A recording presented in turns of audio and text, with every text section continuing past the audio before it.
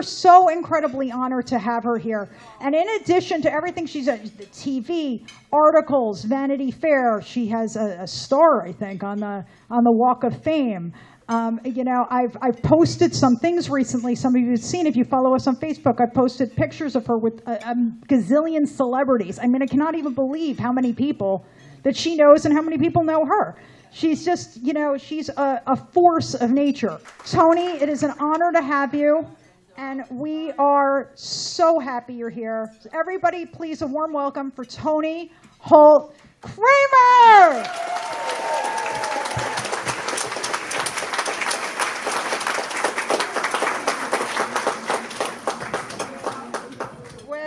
Good evening. I am so happy to see so many Republicans in one room. Wow. You know, it just makes you know we're going to have the biggest red wave that this world, this country has ever seen. And don't think for a minute it won't be. It will be the biggest and the best. And I want to tell you that, first of all, I want to thank you all for inviting me. It's a pleasure. I'm very, very excited about it. Also, I want to tell you that I'm very inspired to see so many people out there that of the same mindset, that feel as strongly, whose heart is right there with our country and really there for our president. You know, I wrote my book, Unstoppable Me. And by the way, before I forget, Francesca, thank you. And you have known me for every bit of 35 years. And Toni doesn't mind getting what she wants, but she's never, ever shy about working for it, right? Work hard. That's my motto, and that's what we do. You know, I started out as a young girl, an only child, and I decided I had the best mother in the world, the best. From the time I can remember, she always told me, if you think it, you can do it. And I think I grew up with that mantra, so things that might have been impossible for me to do or a lot of other people to do just seem like, well, if I thought it, that must mean I'm able to do it. So that is how my mother got me going at a very young age. I didn't have a father after I was about 8. He kind of took off, and we never heard from him again. And so being an only child, my mother and I really bonded. You know, we're really, really, really close. Prior to my just being alone with my mother, I had a little apple green bedroom in our apartment in Brooklyn, and that bedroom was my sanctuary. Because in the middle of the night, all I could ever remember was hearing them argue. It's always fights. So my walls were covered there with movie stars. Every movie star that ever lived at that time was on my wall. And I really made up my mind that my world was that world. You know, I really decided that in order to, I don't think I rationalized it, but I just knew that I was happy. When I went to bed at night, I turned myself around, I'd put my feet over the headboard, and I'd make my plans for the future. I was going to be rich, I was going to be famous, I was going to be a movie star, I was going to have a cream-colored Cadillac convertible, and that was the epitome of everything I wanted, right then and there. So with that in mind, I was thinking that I knew I could do it, and time went on. You know, by the time I was about 10, I was dusting greeting cards after school because the lady who was the daughter of the owner of the shop taught me about makeup. So it was a wonderful trade-off. She liked me, I liked her, and I adored her. And it just kept going from there. Finally, as time went on, and I cut school regularly, but let me tell you, I mean, my mother was so used to it, I never lied. I was the truant of all time. And I looked so sweet and innocent. Well, sort of. And anyway, so I went to New York. I saw an ad in the New York Daily Mirror, the New York Daily News, and it said, audition for Copacabana Showgirls. Whoa! Wow, now I had had 8 years of ballet training, so I knew I could hold my own. On every Saturday, I had been at Albertina Rash. My mother took me there. And I knew I could walk around the stage. So I went to the audition. I told my mother, I said, I'm going to go for an audition. She said, where? And I told her, and she said, well, you're not old enough to go. I said, we'll deal with that later.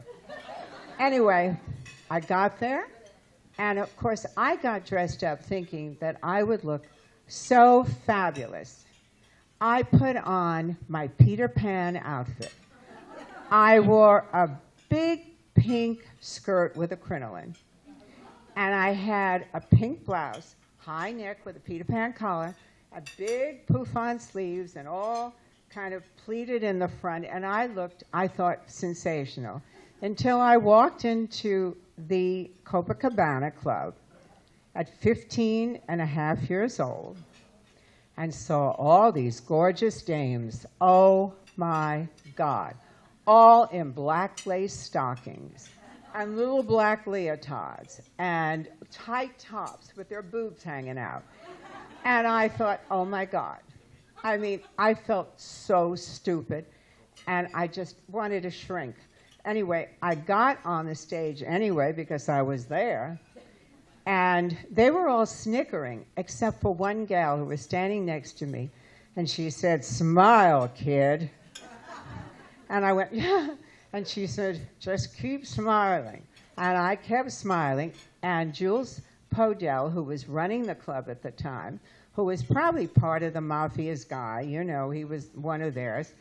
And he looked out and he said, you. And he pointed straight at me, and I'm like, you're in. I was the first one chosen. Listen, I felt like applauding too, you know. But what happened was that I had to go. Nancy said to me, that was the girl standing next to me, she said, come over to the side. She had 9 siblings. She took one look at me. She knew I could not get a cabaret card. She said, come with me. She had a little apartment across the street at the Hotel 18. She took me up to her apartment. Her boyfriend was there. He was a jockey. I love horses, so immediately we had something to talk about. She said, get me your birth certificate. I did. She had it forged, legally forged. I lived to rue that day. She's had it legally forged through connections she had. She had all the right connections. And anyway, so that was the beginning of my career. From there, I won't bore you with a million stories except to say as time went on, I got to work for the Huntington Hartford Agency. I got involved with, and I know a lot of you have already read my book, I got thank you. I got an audition through the agency at Warner Brothers to do a screen test, and I was in the finals. I was one of the 5 chosen. I would tell you who the other 4 were, but then you'd know how old I am. And then, so then what I did, I got sent to California, and very luxuriously, too. They sent us to California to do the screen test at Warner Brothers Studio. And I really thought I had died and gone to heaven, because this is what I was raised with all of my life, believing that there really was a wonderful world out there for me, and I was going to get it. I was going to have it. And I got screen tested. Actually, I was screen tested with David Jansen, believe it or not, if you all remember him. He was the star who did my screen test and really walked and talked me through it. And I didn't get the role. I didn't get offered a contract at Warner Brothers. However, Columbia Studios heard something about me, and I got a phone call from a man by the name of, I think it was Max Feldman, and he said, Charlie Feldman, and he said, Columbia, he'd like to see me at Columbia, and I got a car through somebody, a taxi, and got over to Columbia Studios. And I walked in this office, and this really suntanned, powerful man sitting behind this huge desk said to me, sit down. I went, yes, sir. And he said, we're going to make you into a superstar. Well, I mean, this is the best news I've heard. He pointed around the room. He said, now, You know, we've had the biggest stars here. The ultimate thing at Columbia Studios is the penthouse. That's where Rita Hayworth lived. That's where my Brit lived when she was at the studio. And that is where Kim Novak lived. Now, he said, that will belong to you if you are a good girl. He said, 3 years of studying, 3 years.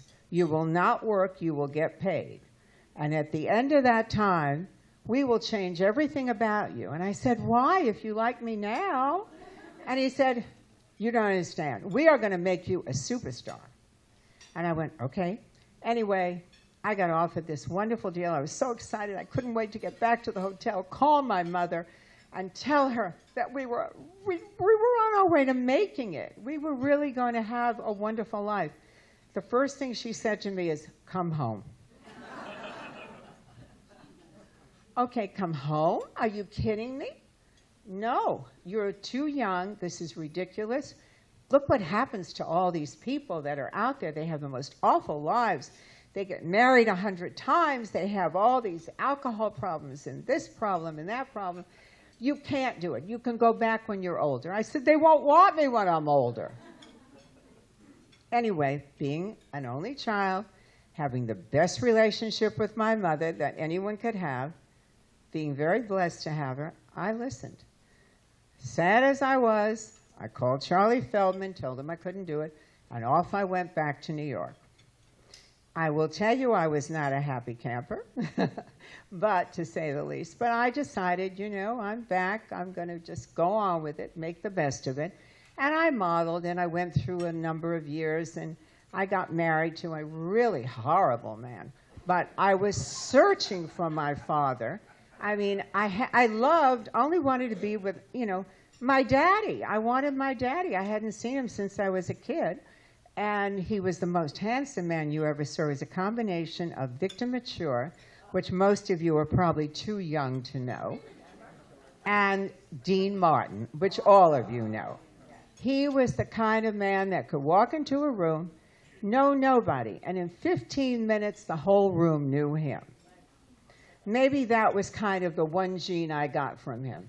Except maybe there was a second gene, was that he was an absolute gambler, and I turned my gambling to the stock market. So, you know, there was a gene there, something that kind of matched. But anyway, time went on, and off, without trying to short circuit this, I got into really working and getting a television thing going. I went to work in Hollywood. I went to work first in Palm Springs. We had moved there. And I had 2 little boys, this terrible husband who, thank goodness, wasn't around that much. And I decided that Rona Barrett was somebody that I could kind of pattern my life after, because she was able to get up and talk about people. And that would seem like a very wonderful thing, because I don't like reading from a script. Dean Martin told me many, many years ago, never rehearse, because if you rehearse, you'll leave the best of what you do on the dressing room floor. I have done over 4,000 interviews with stars and politicians, presidents and senators and I don't know who, but I have never done it with a script, never had a planned idea of what I was going to say. Just like tonight, I never know what I'm going to do. I just do it. And because it comes, well, thank you. It just comes from my heart, my third eye, whatever you want to call it. Anyway, got on to doing all this, worked at KMIR, decided that I had to be different. KMIR was in Palm Springs. It was the NBC affiliate. And it was owned by a former movie kind of B star, John Conte, and his very wonderful wife, Serpui Conte. And they gave me an opportunity. And with that, I decided I had to be different. I mean, after all, otherwise I'm just another person talking about people in Hollywood and Palm Springs, basically. So I decided I'd become the lady in white. I bleached my hair a very light blonde. I wore only white clothes.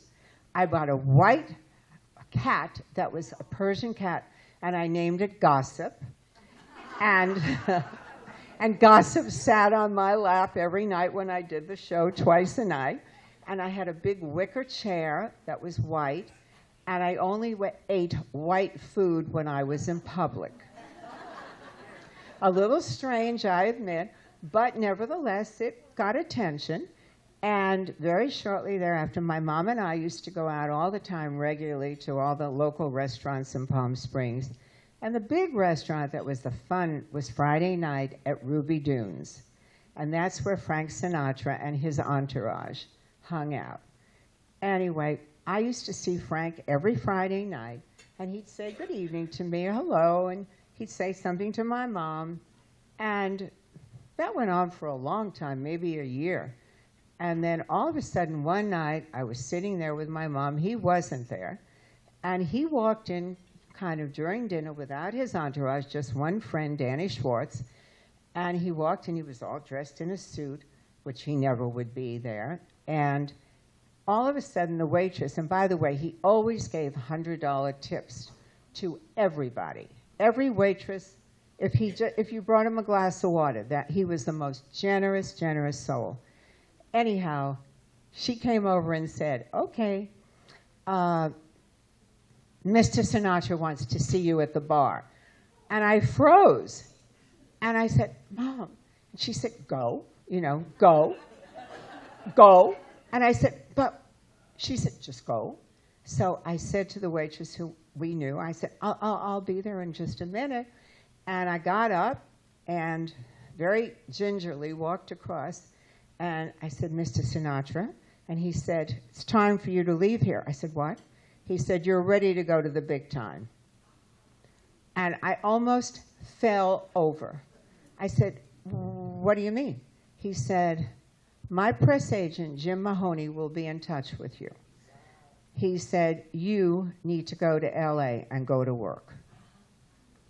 And I mean, what can I tell you? Immediately, I said, I'm ready. I decided, okay, I'm going. I'm going to do it. Mom, what should we do? She says, we're going to get an apartment. We're going to do something. And anyway, I put up, I had a little bit of savings. I put up a billboard. I couldn't afford to put a billboard up on the main part of the Sunset Boulevard, but I took a side street where you couldn't miss it, especially if you hit the traffic light on Doheny. And I put it up, and it said, move over, Rona. Here comes Toni. Now that, I figured, what the heck, I'm going to get the attention, and she'll either kill me or we'll deal with it. And it worked. It just worked. And before you know it, I didn't have a job then, by the way. I was auditioning. I got an audition at KTLA. I was just awful. I mean, nobody could have been worse than I was that day because I couldn't do my white shtick. They said, no, you have to just be a normal person. And by that time, I didn't know who I was. So I just went in I looked awful. They had makeup artists made me look like somebody else. And it was just a disaster. However, 4 weeks later, they called me and said, you've got the job. And from there, it was just a constant go-around to KHJ that stole me away 6 months later. And I guess probably is where my career in interviews really started. I was doing the afternoon and the evening news, doing Hollywood news. And I made all these friends. I was one of the few people, along with Ruta Lee, that when we did a show, the television cameras would let us be out there. Not just the arm that you always see like that. We were actually out there, and we were photographed. And I was the only press ever invited to Glenn Ford's wedding, and I was the only press ever invited to this thing and that thing. And then one day, I got invited to Rock Hudson's wedding. Not wedding.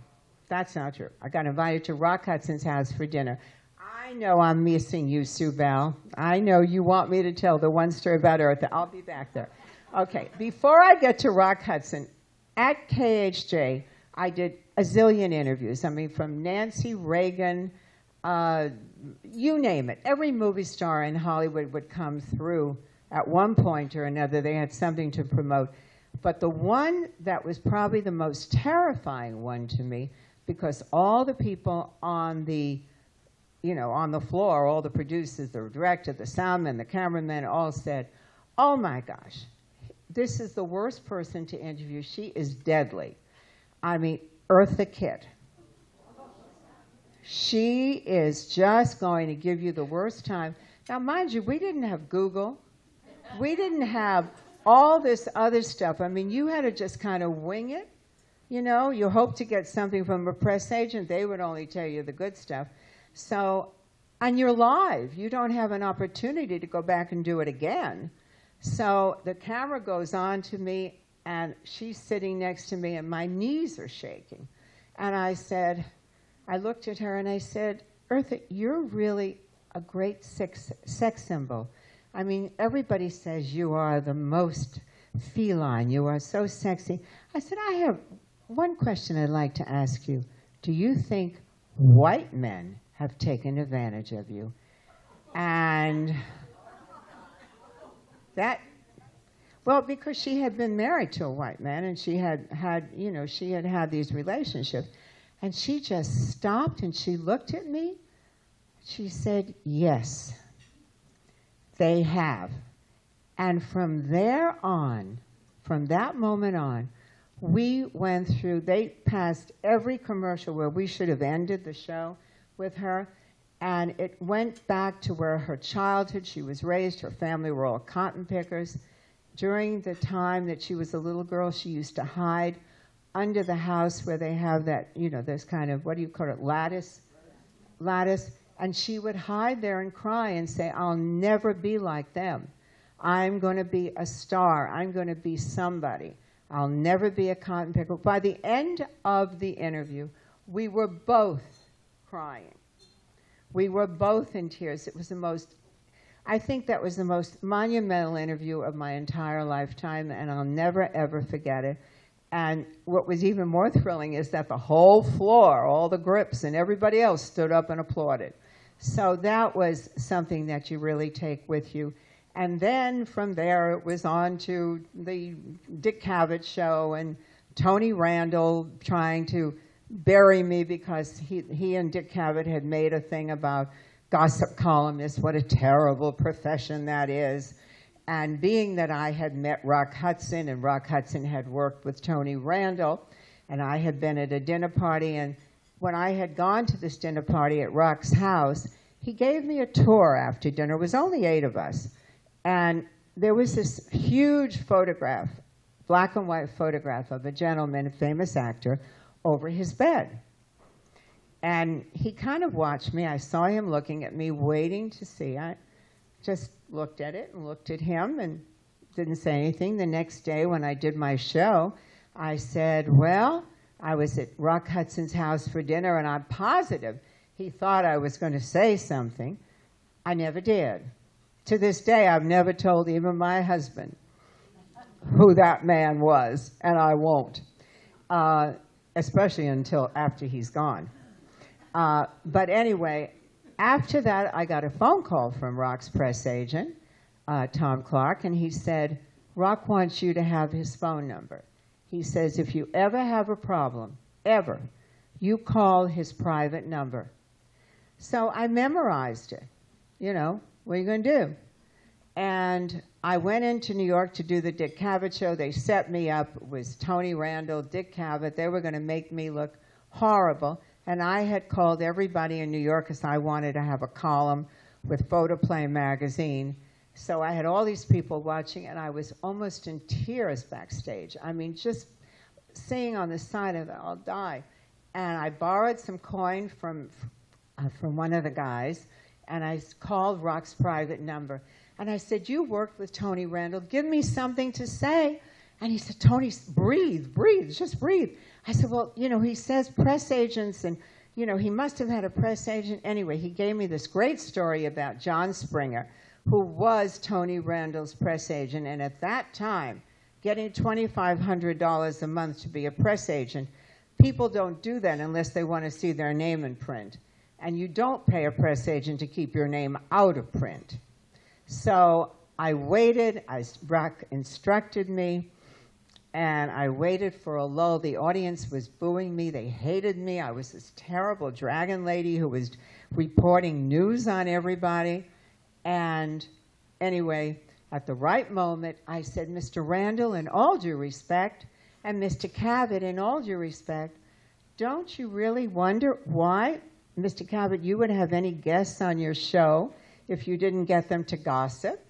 And Mr. Randall, tell me, why do you pay that famous John Springer $2,500 a month to keep your name out of the paper? Well, yeah. He looked and he kind of flubbed all over, and that was really the beginning of my career, because I got the big magazine, I got lots of television shows, I had my own series. I had many series. I had Talk of the Town with Ruta Lee. We did the tour bus stops here with Ruta Lee. We had, I did Tony Holt in Hollywood. I even did a show, Annie, where are you? I even did a show for Brazil in those days. It was called Tony's Tips. Now Brazil and I are connected. Thank you. Right. So it was quite, I'm doing a show with Brazil.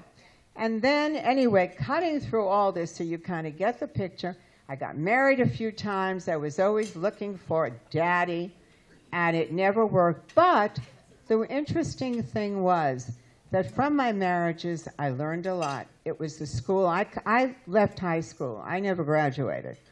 And the men that I married were all much older, of course, but they all taught me something. One taught me about the stock market. One taught me about legal. He was a big attorney. Another one taught me how to be an entrepreneur. And so from each of these people, I kind of call them my education. You know, we all get there one way or another.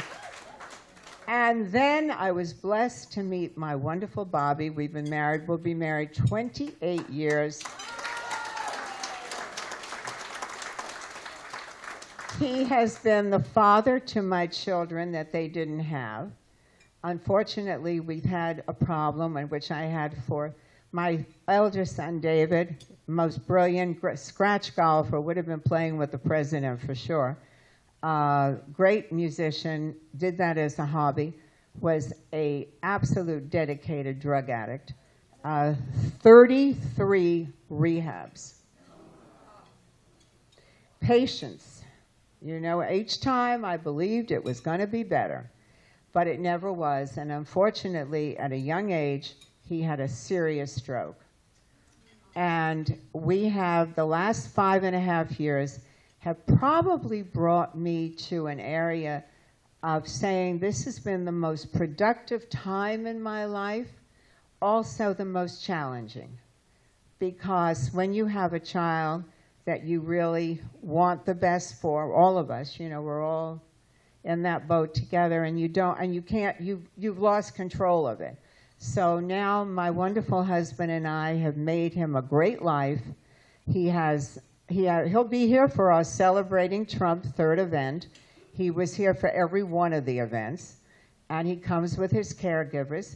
He will always have to have caregivers. He can never live alone anymore, and he can't do what he used to do. But he hasn't lost the spirit. He said that his mom would kick his butt if he did. So, you know, we keep him going. And I think at that point, it was just when he had the stroke, it was June 30th, 2014. And I started the Trumpettes a year later, June 2015.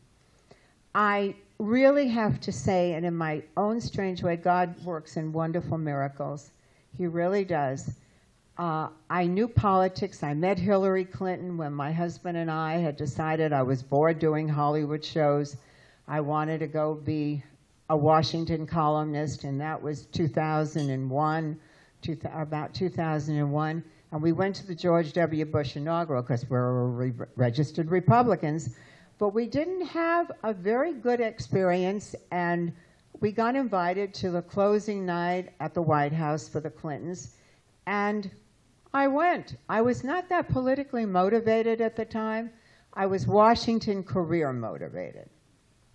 You know, so we went there, and I knew all these people. I'd met all of them all through the years. I was invited to both sides. I really was partisan. I was able to go out with the Republicans and the Democrats.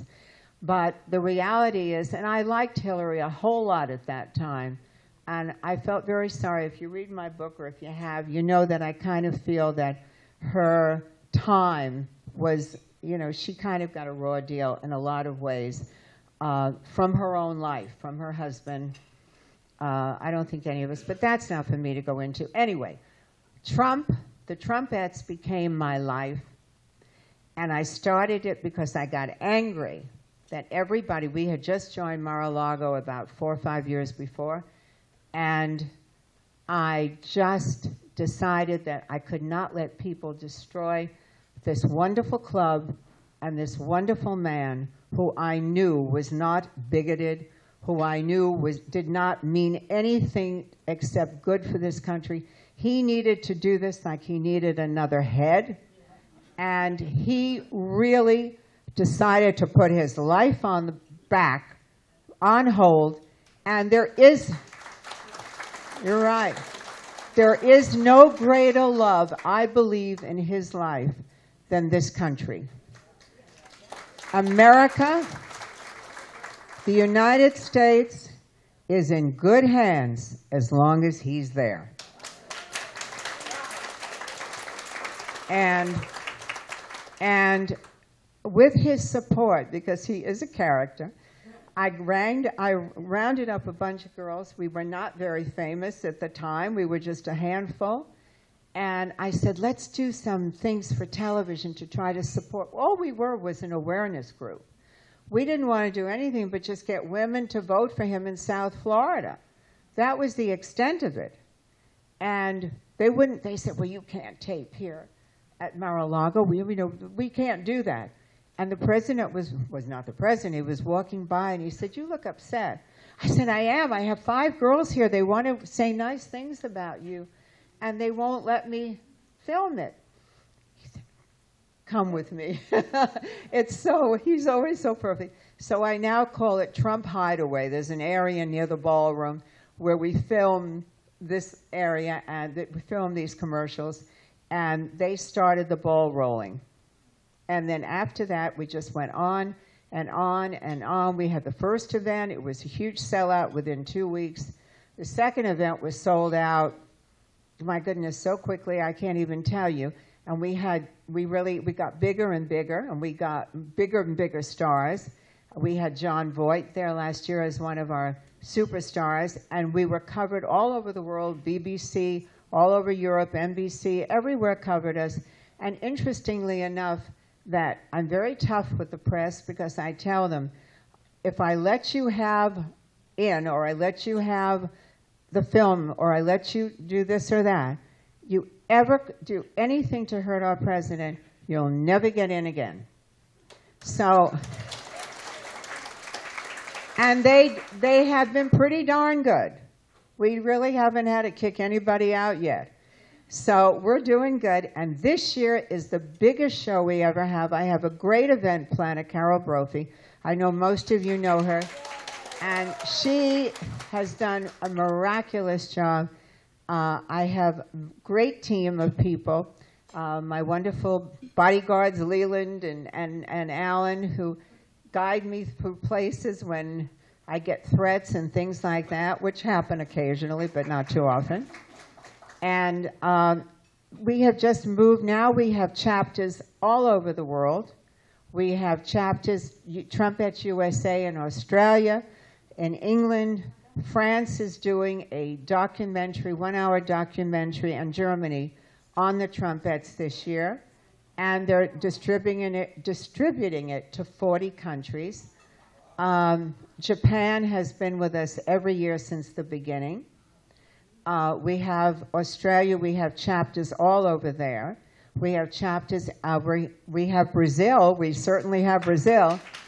And we're all over the U.S., of course, and we have high presence thanks to John with social media, and high presence with all of you. You can follow us, jointrumpetsusa.com, and you can just hit the join button, and we'll ask you just a few short questions about why you want to join, and then that's it. A lot of people want to join, some don't want to be public. We have probably, I don't even know, I would say, if I say tens of thousands, it's really not really doing it justice, because we're in England, we even have someone that joined from Russia last week, and we had someone that joined from some other place. I mean, we have people from places I never even heard of that are joining. So, the one thing that's really telling you by having people that can't vote in this country, it's telling you that they want their country to run the way we are running now. And they want a leader in their country. And I have to say, we're very blessed to have President Bolsonaro in Brazil, because the poor guy really got it. A problem after he was elected, but he is doing for Brazil what the president is doing for the United States. He finally kicked out 18 years of socialism, and the economy is coming back there. It's really important. It's really urgent. We need more and more of that, and we're getting more and more of that because we have all these people that are standing with us, and all these countries and all these people from all over the globe that are with the Trumpets now. So I hope you will all join. I hope you will all take an active role, at least support by passing it around, because boots on the ground is our key. Having more people educated, and when you find someone who says, well, I hate Trump, always ask them why. Just ask them why, tell me why. And then devote yourself, Francesca. You taught us to say one very important thing. What's that? You don't have to love Trump. That's right. You have to love America. That's right. That's right. That is, thank you. That's true. I always say that. Although I will say that Mike Lindell, the Pillow Man, says everybody loves Trump, just some people don't know it yet. So, I ask you all, just keep loving him any which way you want. Love him through the economy. Love him through the fact that this country is doing so much better. And just think of, God forbid, any of those other people that almost did us under. We'll never, this is the most important election of our lifetime. Nothing is more important than this. So make sure we back him up in the Congress, make sure we back him up in the House. Let's get it, let's have a red wave everywhere. Yes. I can't hear you, Carol. Okay, number one, if you'd like to see our second annual, which was last January, celebrating Trump, that will be on this Sunday. Again, it's a replay. On ABC, on the Richard Parrott's, it's called The Shalom Show. And around the country, and when it's aired on cable, it's called The Best of Us. And they filmed our entire show last winter. And this year, they'll be filming too, but they're running it again. And we'll be filmed. We had a packing party. I want to thank all the Trumpets in this room who came to help pack the $500 worth of gift bags we're giving away. Nobody gives it away. We're the biggest event in Palm Beach by far. There is anything more that is larger, more important than this event. And people plead for tickets. We have people offering Carol double to get a ticket. We just don't have it. The president needs to build us a second ballroom. We keep asking him. And anyway, so I hope you will just keep working and keep sending the word out. And do whatever you can. And anyone says anything, you just say why. And the minute they do, you're ready to answer. Really? That's not the way it is. Look at the economy. Look at the minority groups that are working. Look at everything that he's doing, and you can just take one step at a time. And this man has been given to us by God. He really has. This was not an accident. This was not an accident. This was meant to be. He is really going to save this country. And he is not just the president today, you know. He is the leader of the world. So with that, I will remind you that if you haven't read my book, Carol says there are some out there for sale. And if you have read it or you can borrow it, don't spend the money. So anyhow, thank you all for inviting me. I appreciate it immensely. Thank you.